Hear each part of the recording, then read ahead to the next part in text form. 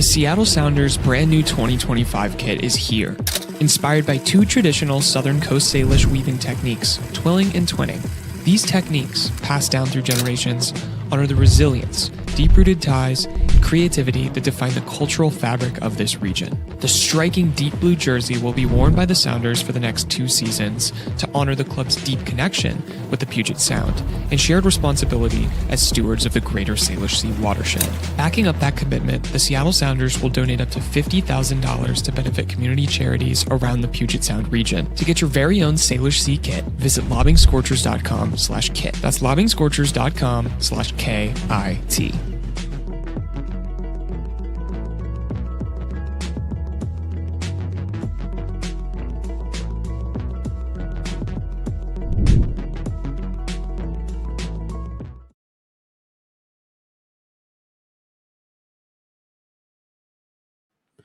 Good morning, everybody, and welcome in to another episode of Lobbing Scorchers Kickoff.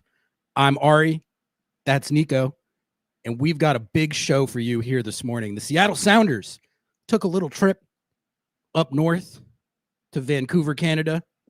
Did it go well? No, it didn't. Did they get 2 red cards in 3 minutes? Yeah, they did. Are these the vibes that you want about 6 days before you take on Botafogo in a Club World Cup opener in a tournament where you also have to play Atletico Madrid and PSG? No, they're not. Those are not the vibes that you want. We're going to talk about all that and more. But before we do all that, please like the video, sub to the channel, and follow us on all socials. Nico, let's just get right into it because this was a doozy. Noah and I went up there to BC Place, expecting a depleted Whitecaps side that would give Seattle a great opportunity of at least taking a result in this game. That did not pan out. Like I mentioned, 2 red cards in 3 minutes, which we'll talk about that. I don't know if I've ever seen 2 and 3.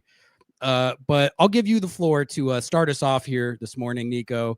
If you guys have any topics, questions, grievances, or agendas, as always, feel free to drop them in chat. We'll try and get to as many as we can. But Nico, what did you see in this debacle in Vancouver that saw Seattle play the pretty much the whole second half with 9 men? Yeah. Look, first of all, good morning to everyone who is listening. Thank you for hopping on, and thank you, Ari, for having me as always. Definitely a game that I would categorize as embarrassing and as something that, although we're not going to, dwell on what it means for the rest of the season, and I'm not going to, overreact in more general sense, you got to call a spade. And whenever you go into Vancouver with a team that has 9 absences, 7 starters, their best players, without a doubt, not as part of that squad. I said on Friday, I expect Seattle to go out there and get 3 points. I don't put that expectation on this team very often, but when I do, I expect them to play at that level. And from the very beginning, it just did not feel like the team was up for it, and I'm not sure why that was. And I don't necessarily want to blame Brian Smetzer for the team he chose. I thought he chose the best thing available that he had, and you saw Ryan Kenny, you saw Pedro La Vega, and you wanted to see Jesus Ferreira up top, but at the end of the day, just the team didn't seem to execute. They weren't connecting. I thought that defensively they were gappy. They were reactive. Every single time they seemed to be behind where the ball needed to be. The angles, from Nuhu, the whole game, even before the red card, were bad. I just don't know what it is that happened prior to this game that just felt like the team was not ready for it. And sometimes it's even beyond the tactics. It's just one of those games where one thing leads to another and it becomes quicksand. And the harder you try to get back, the harder you fight, the harder you kind of get sunk into the influence of the game. And it just got away from him. But it just does not take away from it being an unexcusable loss in a situation where you needed to get back after a Minnesota game that you could have also possibly won, and you thought that you were in every single minute of that game, and you were not unable to get a result against Minnesota at home. And now this just compounds the issues that the team has had. And I'm not going to sit here and talk about whether or not it has anything to do with the team's protest for a fair share of the Club World Cup. I think that there are two separate, thought processes when it comes to that. This team needs the wins. They need the good vibes to go in line with what they're trying to get at the end of those negotiations. So if you're thinking that the team is purposely trying to lose, that just makes no sense, because the team needs that. They need to be able to reflect that they deserve that money by getting some wins. But at the end of the day, I just think that Seattle was not up for it. I felt like the red cards were the biggest problem that just kind of started everything. And I mean, I'm not discovering anything that's new, but I expect better from Nuhu in that situation. I thought Jay Bell got unlucky when it comes to the actual impact and where the collision happened. Should have he known better? Should have been better positioned? Absolutely. But this team is in dire need for a leader that just brings it all together. And I'm not calling Seven Fry not a leader. I'm just saying, when it comes to on the field and when things start to spiral out of control, you got to have somebody just calm the team down, because it felt like little by little, the team just started playing more towards what Vancouver wanted to do, and it just got away from them. So to me, in conclusion, both parties are responsible for the poor performance. I'm talking coaching staff and the players. I'm not going to hit one or the other. I feel like this was a collective loss. It is concerning. I'm not going to lie to you. It is concerning. I'm not going to shy away from the fact that when you're having back-to-back lackluster performances and you start to feel like the vibes are heading in the wrong direction, it does make me concerned. I'm not going to give you a statement and say that this team is done and over with and what are we doing and look at this roster. We've seen good performances from this team, but this was about as bad as it gets. I saw Brian Spencer talk about he thought that the San Diego game was worse because he felt like the team didn't try or that there wasn't more effort. I would disagree. I think that this one, San Diego's a great team. San Diego's a team that was going to be a problem. This is a depleted Vancouver team that you had the obligation to go and beat. And not only did you not do that, but you were outperformed, you scored, and you shot 0 times on target in this particular game. You created close to nothing. That's embarrassing, man. It's as simple as that. Let's hit a couple things from chat here, starting with something related to what you were hitting on with the lineup. P. Magno says we lost to their next pro team. They really didn't. Like when I saw that they called in 7 Whitecaps 2 guys before the game, I was expecting a way weaker lineup than they actually put out there. Like, don't get me wrong. Like they didn't have Brian White, Sebastian Berhalter, Kubas, Pedro Vite. So yeah, like all their big dogs weren't there. But if you actually look at their lineup, I mean, they had Ocampo, who's their starting fullback out there. Tristan Blackman and Ranko Veselinovic were both in there.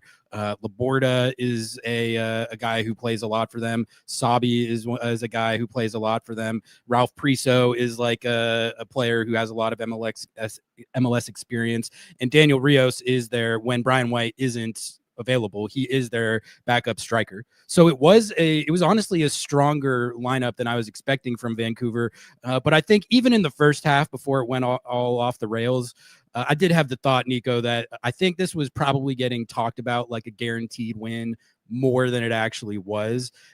They were certainly short. Like if you saw the status report before the game, you had 17 guys on there. A handful of those guys ended up starting and playing, but it was not like they threw Whitecaps 2 out there to play this game. They did get bammed on by a 19-year-old from Surrey, British Columbia. So that did happen. But like, I think this always was probably going to be a more difficult game than people were expecting, especially when I saw the lineup. I was like, all right, that's definitely shorthanded, but that's not as much Caps 2 representation as I was expecting. But Nico, let's talk about these red cards a little bit more. 2 red cards in 3 minutes. Like I said, I don't know if I've ever seen that. And really, you kind of chalk yourself in that game on the first red card, on the first one, because you're down 1-0 at the time. But if you look at the first half, a result was still there for the taking going into the second half.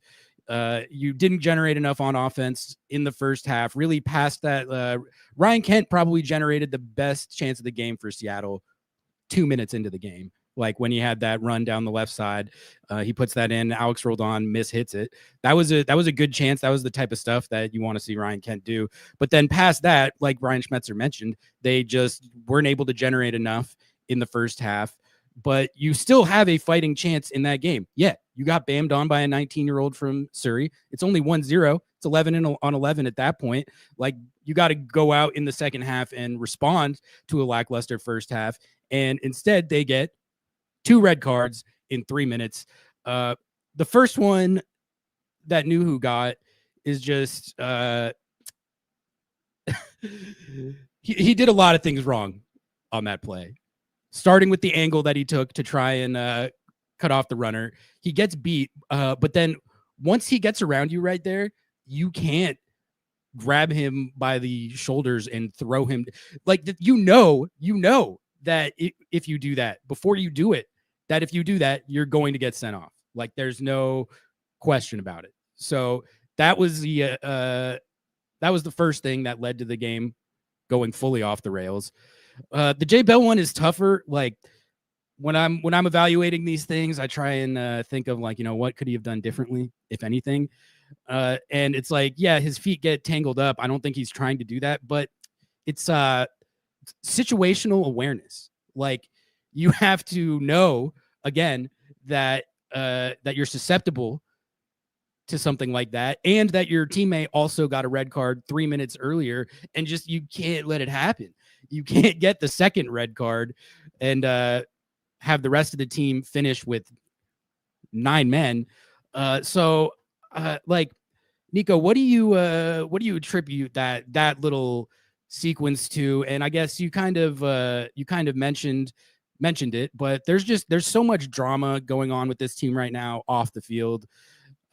Christian Roldan has said that it's a distraction.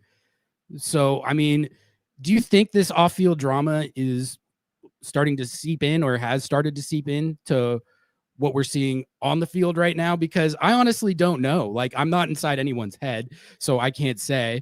But like, when that ball's coming in over the top, is Nuhu like, oh man, I can't focus on this right now because of the Club World Cup bonus money, like I honestly don't know if that's how it works or what to attribute it to. So I guess, do you have any other thoughts just on that sequence where they got 2 guys sent off in 3? Have you ever seen two red cards in 3 minutes? No, not with this team in particular.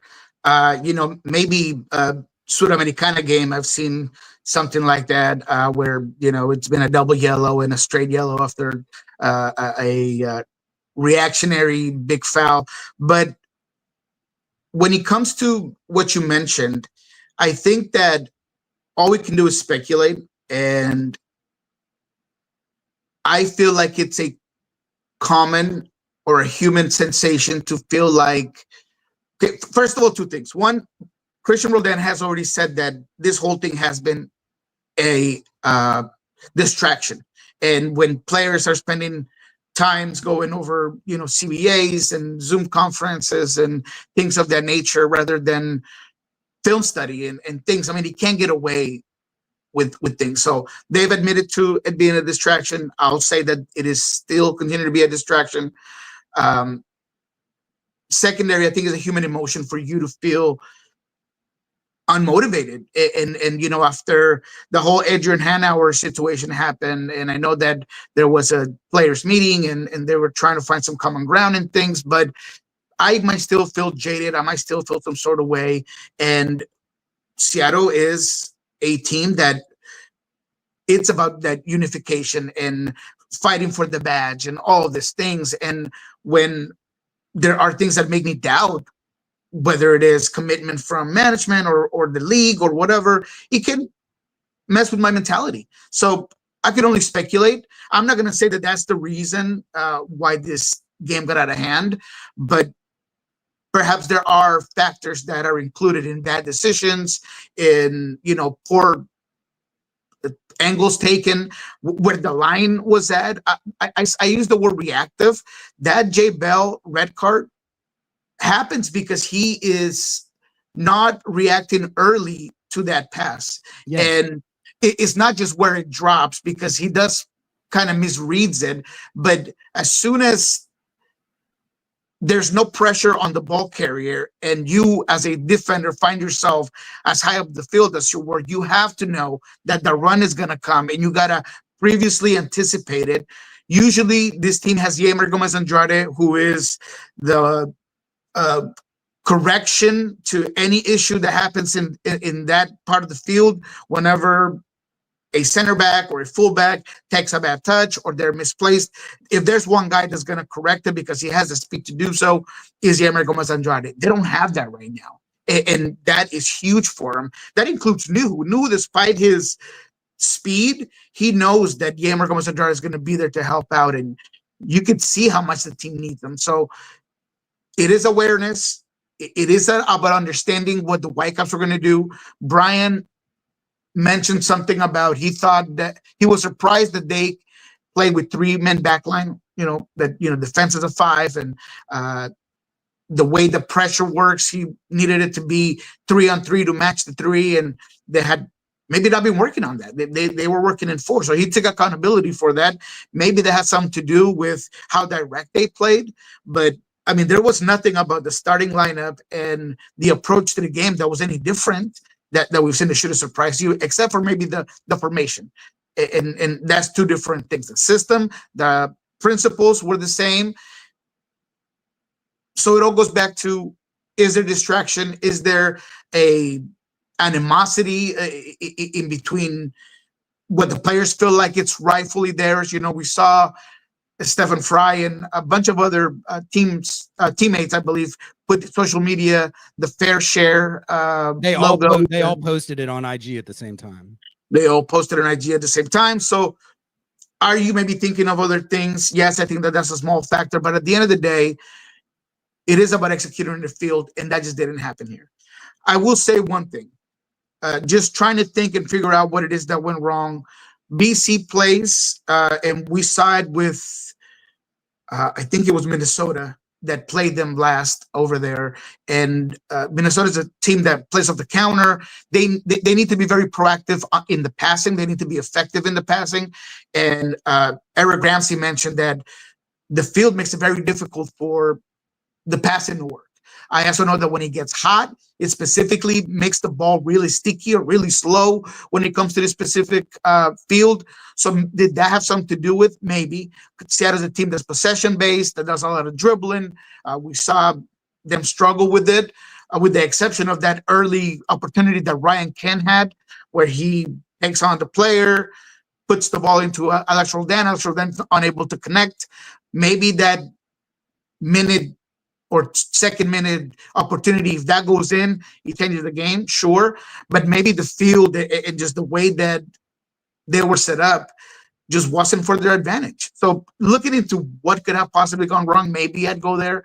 But at the end of the day, it's players making bad decisions. If Nuhu lockdown defender, MLS experience, Cameroon international.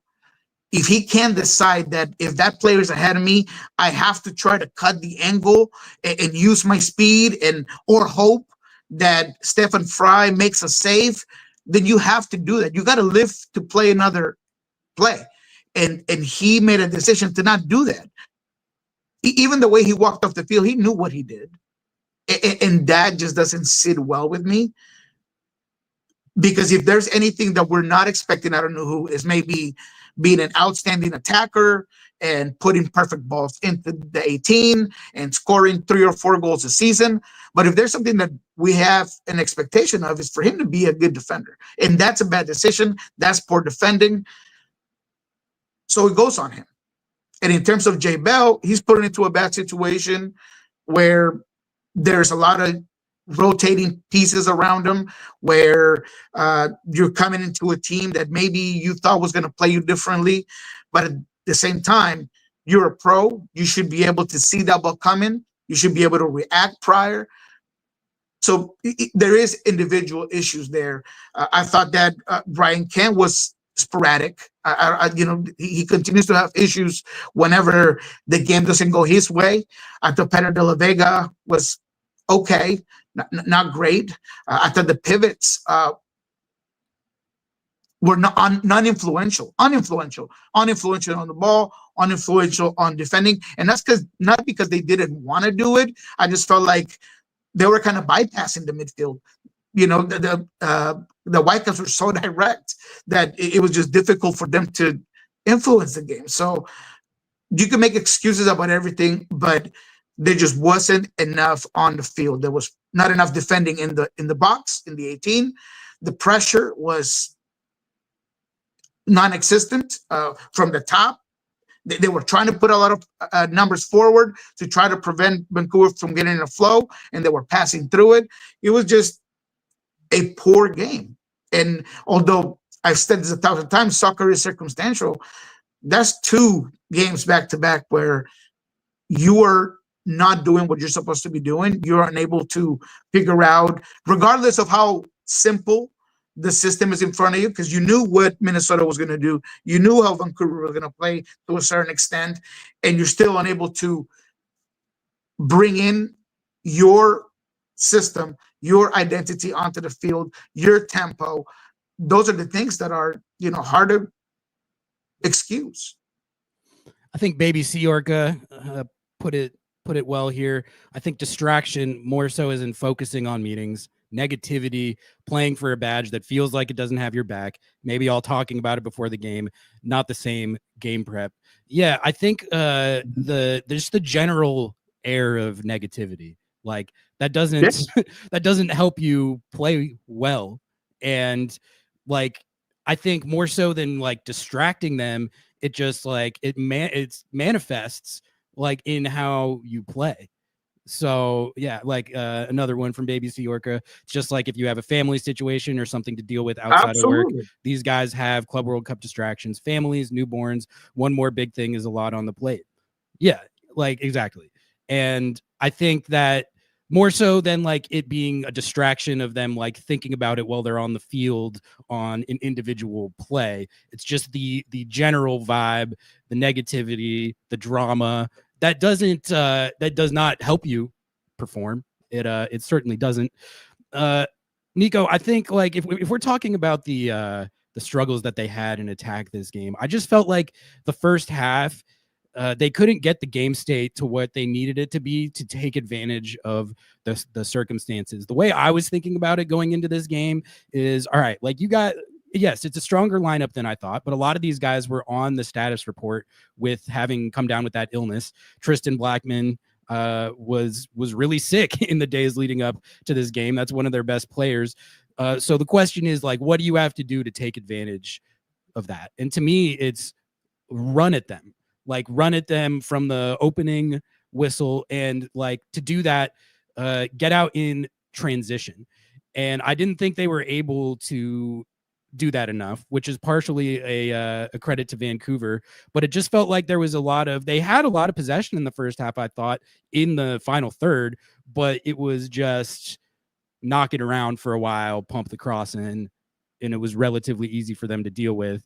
Again, aside from the Ryan Kent, that early Ryan Kent chance, there was times where they had space out wide, but they weren't able to create like any real danger out of it. And then Vancouver, I mean, they get a nice little goal, but it's not like the game was out of hand at that point, and then you let it get out of hand by getting 2 red cards in 3 minutes. Nico, go for it, and then we'll hit our next topic.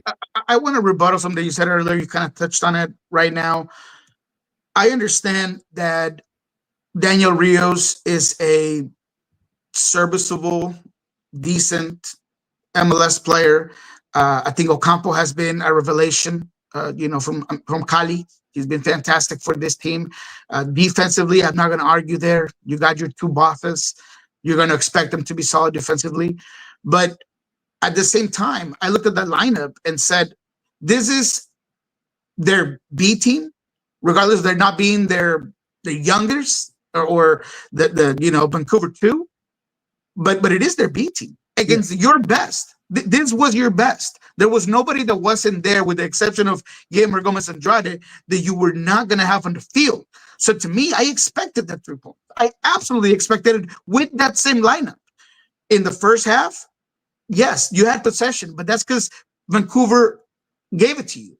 They played deeper than they play usually. That was surprising, perhaps.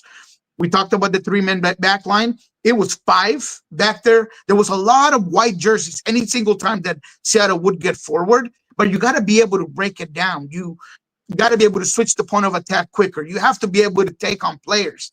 You got to be able to have somebody that's going to have stretch out the defense, and none of it happened. And you had the guys for it, because, again, to Brian's point, look, he said, I knew that I wanted runners, like you just said. I wanted to make sure to get at them right off the bat, because they were going to be depleted. I think he used the word depleted. So he had his 2 most talented attackers, wingers-wise, the ones that are going to take on the 1v1s, they're going to be able to beat you off a dribble, and you were still unable to do it. So that's when it becomes a little bit about the players. And, there were opportunities. I thought Albert had a poor game in this one. He was not precise. He was not effective. He had a couple of opportunities inside the 18 that I know he wishes he could have back. Ferreira, I thought he did some decent things in terms of link up, but once again, not a lot of services. Don't know how much I want to put that on him.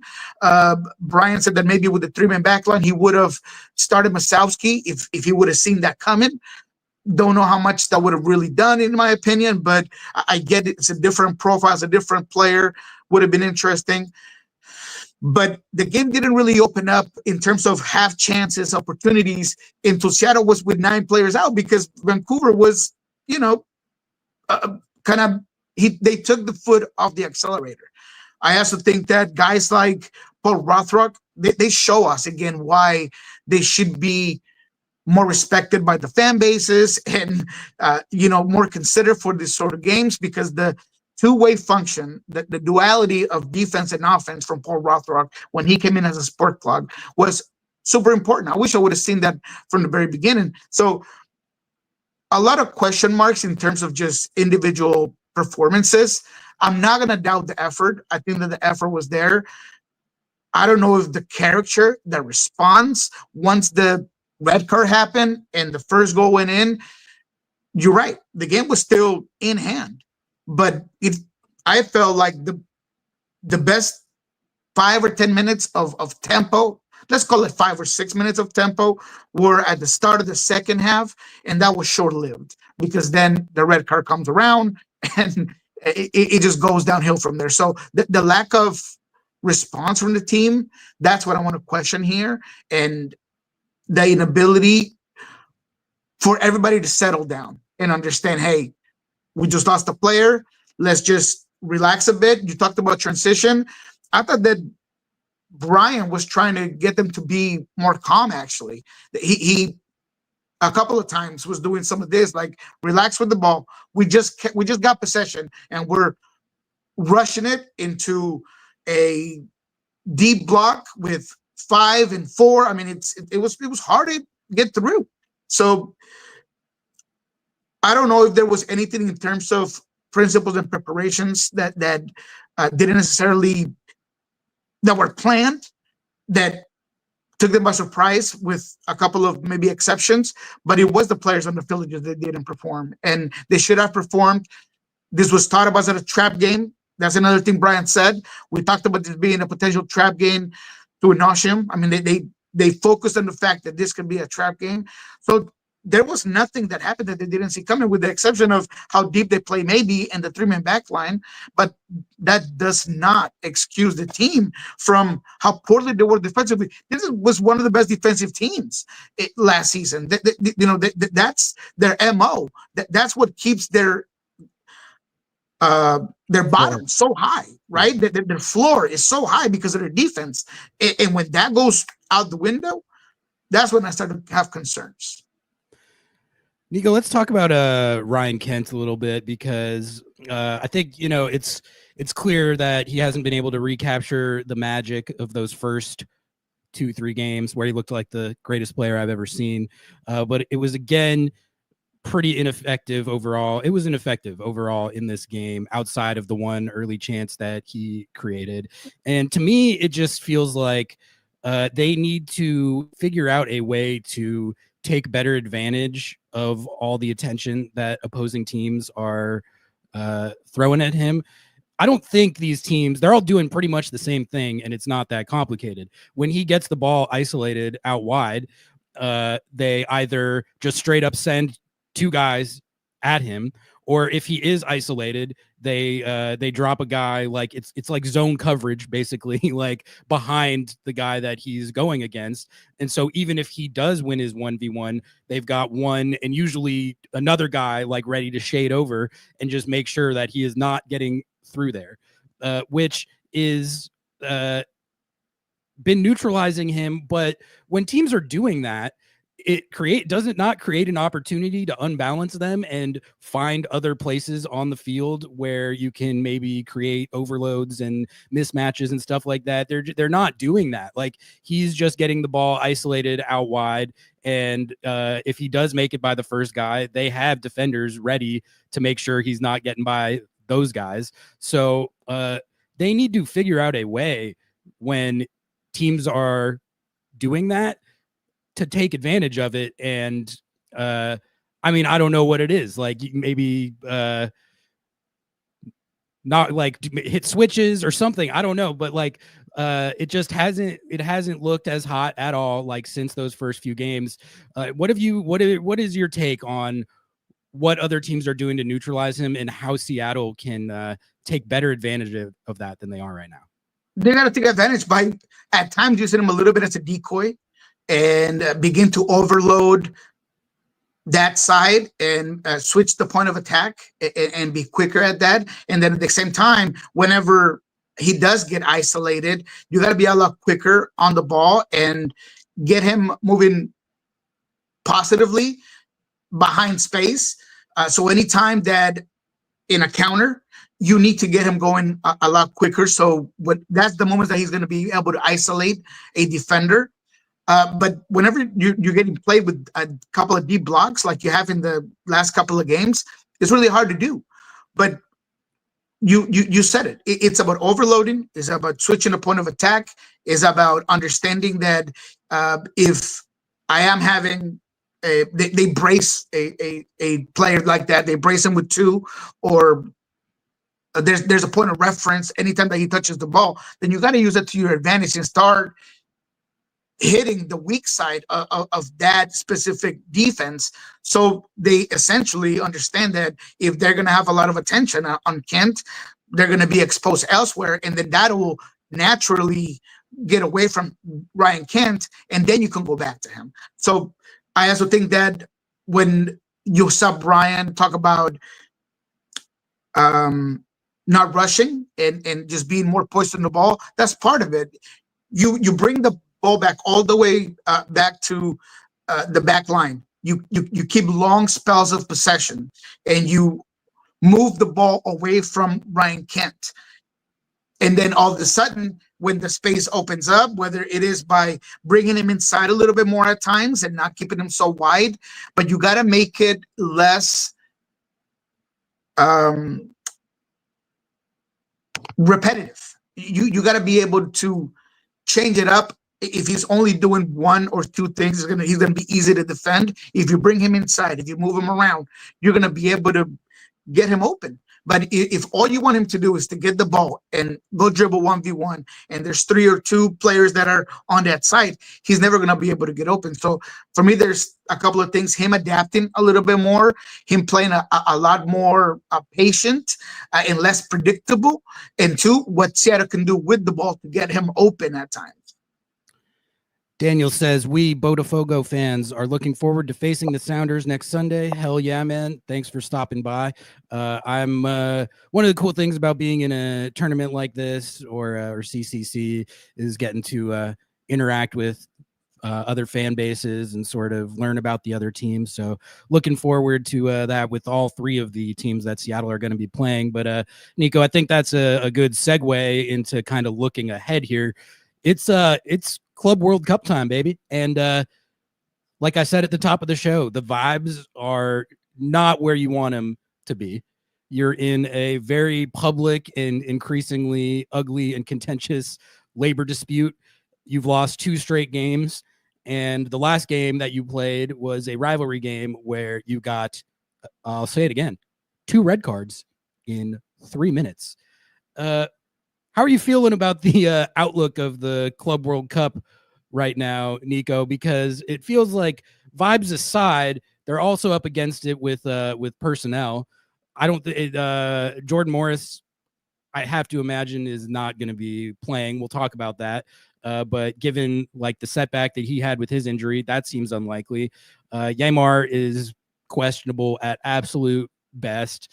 You're just still in this situation where your entire striker and center back groups are riddled with injuries, which those are 2 position groups that you do not want to be, especially don't want to be riddled with injuries going into a tournament where you have to play Botafogo, Atletico Madrid, and PSG.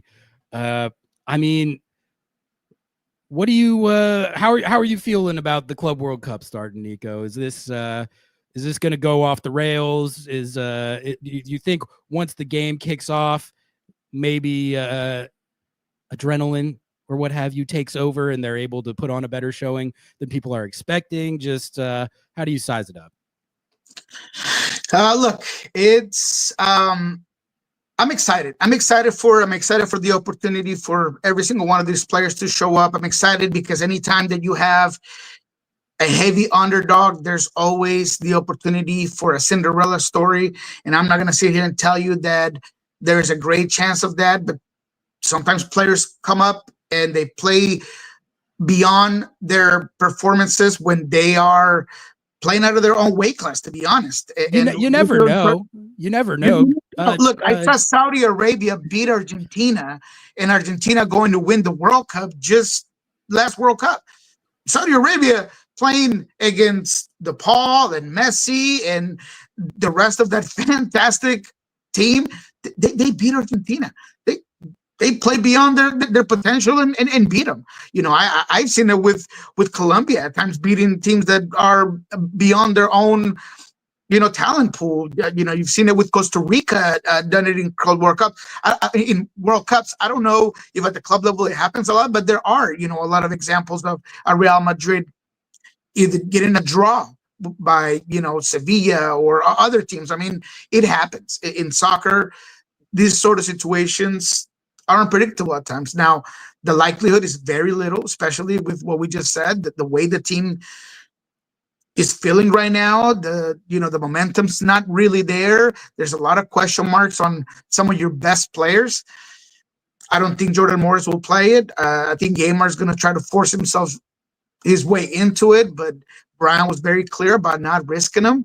So, look, I'm excited because I feel like players are going to outperform their overall potential. And I truly believe that. I think Seattle's going to play at their very best because all eyes are on you. This is the biggest showcase any of these players are ever going to have. Pedro and Rothrock and Obed. I mean, all of these players that are going to get a chance. Maybe it's Stu Hawkins with how things are going at center back position. He gets a chance to play in there. And that's not what fans want to hear, because nobody wants to hear that you're playing a Club World Cup against the best of the best without your best. But that's just the situation that you're in. But that provides opportunities for you to be surprised, man. And no one that I know is thinking that Seattle's going to get out of the group stage.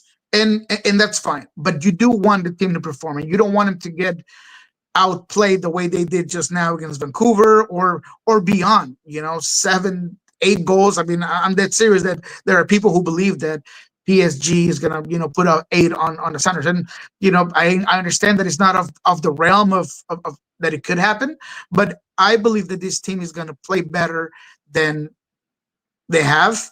And I think that there is a motivation away from the salary and the issues that they've had with their fair share of the compensation. So I'm hoping that, one, those situations get squared away. And I do feel positive that there will be a resolution, and that those perhaps bonuses of performance motivate this team to play even better. And they have a good showing. And that's all I'm expecting, a good showing. I'm not expecting this team to get out of the group stage. I'm not expecting them to beat PSG. I'm not expecting them to beat Atletico. But it's always a possibility. I'm never going to say never when it comes to sports, because we've seen it all. Yeah, when I was a kid, George Washington Mason, whatever, made the Final Four, in March Madness. Yeah. So, You never know. It could, anything could happen. Nico, personnel-wise, though, I mean, what do you know? What, if anything, do you know about the status of Jordan Morris? I can tell you that you mentioned Stu Hawks. I believe he pulled a quad. He pulled a quad with the U20s. So I would imagine he is going to be out for this tournament, which that sucks a lot. This is like a player like him. This is a great opportunity to showcase, and he probably would have gotten the chance with all the injuries they have at CB. But I don't think they're going to have him. I don't think they're going to have Yaimar. What is the deal with Jordan's setback? I honestly haven't heard anything other than that he had one, but I have no knowledge of if there is knowledge of the severity yet. Yeah, so we haven't had a chance to talk to Brian beyond what we know now. I think this week we'll know a lot more. But let's talk about those two players, but starting with Jordan. Let's talk about Stu and let's talk about Jordan. Jordan, the crazy part about it is that he had looked so good all week long.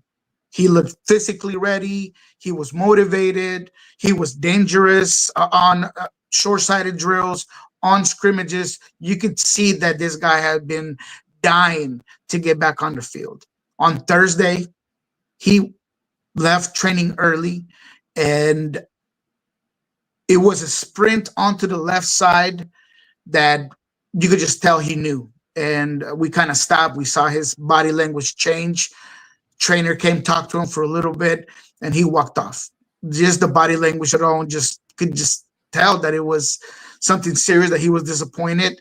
So that's when it happened. It was during training. It was last Thursday.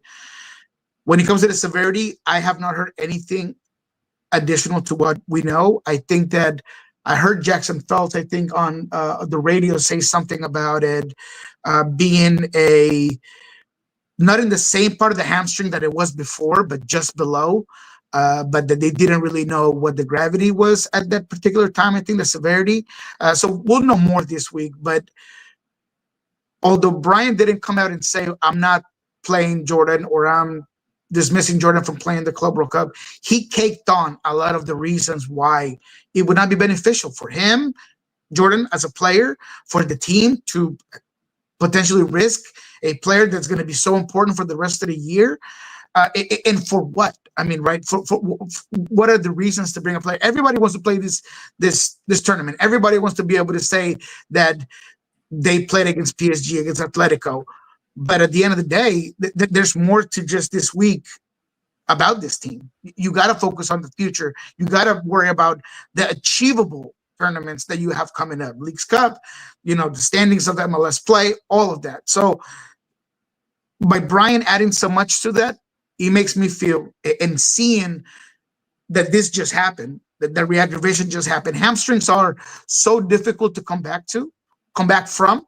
They're hard to decipher, even with the proper scans and everything. It's just difficult to know how you're going to be able to bring that player back, especially when it's one of those explosive players like Jordan Morris. There's so much wear and tear that goes into the hamstring that I don't see him coming back into this game. I use the word likely, will not play. I stand by that. I do not think that Jordan Morris will be back for this tournament. And let's say at base scenario, he was ready to go against Atletico Madrid. Would you really force him beyond his own, will to really want to be out there? I wouldn't. Sometimes you got to protect players from themselves, and that's what I would do. Jordan's had way too many of these injuries, and if a setback just happened, I would absolutely keep him from playing this game. Now, when it comes to Stu, I thought that it seems, or the feel is, when I was kind of walking around on Friday in the facility, that he might not be as severe, the quad injury. So maybe could he be back by Botafogo or by the PSG game? Maybe. But again, we'll know a lot more today when it comes to Stu Hawkins. But I had heard, or it seemed like the narrative that I was kind of trying to listen to speculated that it's not as bad, and that's why he was sent back. Because the precaution is, if the player's not going to be ready necessarily for the couple of games that the national team has, let's just send him back. And I think that's what happened here. So I hope that Stu can get back with the quad injury. He's a lot younger as well. That can at times help. So I would expect him to be back. Yeimar, he's doing some work on the ball, and that's always a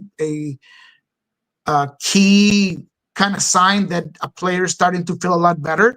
He wasn't just jogging. He wasn't just, moving around the cones. It wasn't just resistance bands. He was doing some ball work. So I think he's probably ahead. Kim Ki-hee, although in great spirits, they seem to not know exactly where the calf strain is or how severe it is. He has not been doing any work on the ball yet. So I think he's farther out than Yeimar. So yeah, those are the four injuries that I think are more looming for this team. Assuming Jordan Morris doesn't play in this tournament, which I think is a fairly safe assumption at this point, who's the starting nine this Sunday against Botafogo? Who do you think will be, and who do you think should be? Because I think it probably will be Jesus Ferreira, but if it's me, if I was the coach, which I'm not, I think I run a little Danny Musovski out there. What do you think? Oh, man, it's tough because, look, as much as I would go with Jesus Ferreira because I feel like his potential is higher. When it comes to Musovski, he does a lot of things that Ferreira doesn't. Some unselfish runs, some of the big component onto the way he plays the position. Scores more goals. Well, yeah, the goal part, we don't know yet, right? He kind of went cold as well, right? You're hoping Musovski can get back, but it's not like he hasn't been out there and he still hasn't scored. So, yeah, I think it's difficult to say. I would start Ferreira. I just gravitate towards the more talented player, towards the player who's got the higher IQ, that can help on my link play, that may be able to unlock my wingers more, that can have a moment of brilliance here and there. Musovski is more of like an even kill, a lot of effort, a lot of motor, and against the quality, talented team like Botafogo, man, I'd go with Ferreira. Bad Sequels, thank you for the $5 super chat. Appreciate the support. If everyone, you don't have to send a super chat, but if everyone watching right now could like the video, like the video. That would also really help us out. Bad Sequels asks, does Jordan's eventual return solve some of these offensive woes, or is this something bigger? I mean, I think it's certainly going to help. He offers something that's different and more dynamic than I think that you've got from your other options at the position at the moment. For as hot as Moose was during that stretch in April and May, he doesn't offer the same like pace and dynamic ability in transition that Jordan Morris does. And Jordan, I thought, looked great to start the season before these injuries popped up. So, I mean, I do think that a lot of this is just going to come down to getting healthy. It's undeniably not ideal when your entire striker group and your entire center back group are riddled with injuries. Like, theoretically, you should expect that when you get some of those guys back, the level will elevate. What do you think, Nico? Yeah, I mean, Jordan Morris is a guy that people tend to underestimate, and they look. I've been someone that's criticized a lot of his finishing skills and his inability to do certain things. He's grown from that greatly. I thought last year was his best showing as a 9, and I think that he's improved his game when it comes to just retention, just overall off the ball movement, understanding of what he has to do defensively.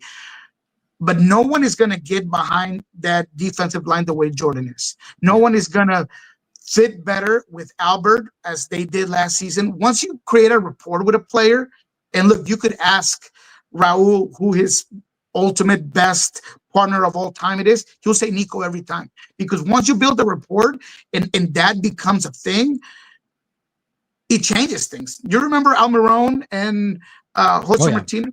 I mean, it was just beautiful, right? There is a level of almost instinctive play that happens that, for me, man, Jordan is just the best option. So there's no doubt in my mind that he's going to come back, that he's going to be a guy that's going to take over that position. But to your question, man, I want to go back to it. I mean, but the focus, they're a good defensive team, maybe not as good as they were when they were champions of Libertadores. They kind of struggled. They're 6th place right now in the standings in Brazil. They're second, and they've struggled a little bit in Copa Libertadores in the group stage. They have a lot of big bodies there. The both center backs, regardless of where they go, it could be DR, it could be Barbosa. I mean, they have some good players defensively. What I would worry about Jesus Ferreira is the physicality component. Brazilian and South American teams are extremely physical, and they're going to hit you. They're going to, play you, just body you completely. Maybe Danny could take some of that. Maybe you start him so you could wear down those center backs a little bit, because he has that ability to just crash and collapse and get forward, and then you bring in a guy like Jesus Ferreira. But it's just difficult to strategize for something that you haven't seen, that you haven't played with. To me, another thing that goes well in terms of playing South American competition is that you got to make it fast.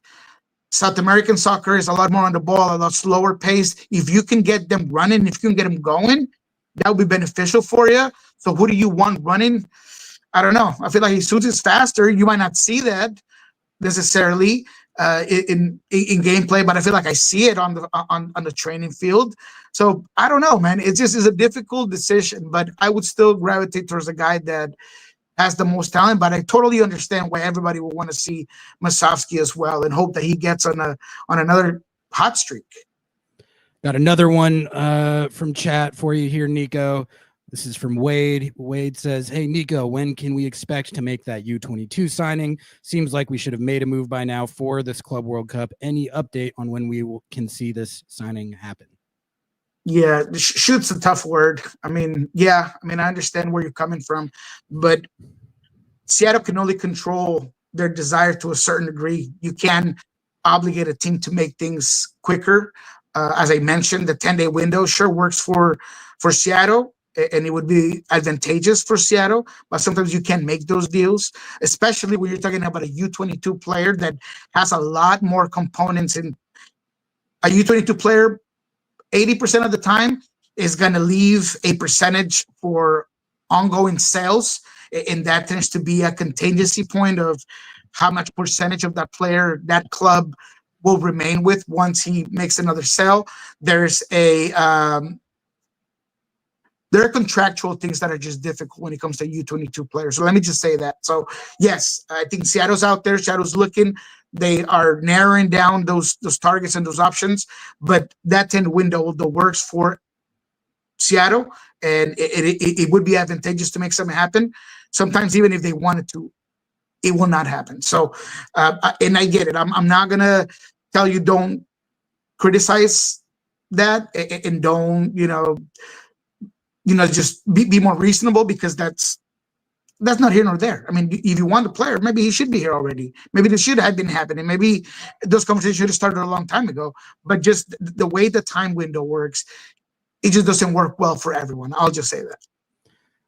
I still think just the idea that signing a player like as close to the actual tournament as we've been for the last couple weeks, and then expecting to integrate them on the team to a point where they could make a meaningful contribution that would actually change your outlook at the Club World Cup. I've been saying the whole time, I just don't see that. Like, I think that is it's just not how it sounds nice. Oh, you get this special window. You can reinforce the squad and make it better, and you'll have a better chance in the Club World Cup. I think the way it would actually play out in reality wouldn't really change that much as far as your outlook for the Club World Cup. That doesn't mean they shouldn't have used the window if they had the opportunity on the guy that they were targeting and used it to get that guy in earlier. But I think when Craig Weibel says, like, we're looking at this U22 spot for like what's going to benefit the team in the long haul and not in a 3-week tournament, I mean, that's just the reality of the situation, is that like this window, I don't know. I just don't think this window could have been used to actually change your chances in the Club World Cup. But what I do think is funny is, I was talking to Noah about this on the drive back from BC Place last night. If you were to make a signing with the intent of like helping this team for the Club World Cup, it would be a center back, not a striker. And everyone wants them to sign a striker with it, and that would just piss everyone off. So that would be funny. But like, if you're looking at like, if you actually are trying to theorize on what the team could use to reinforce that would help them in these games, that would be it, not a striker. Like, that's how I see it.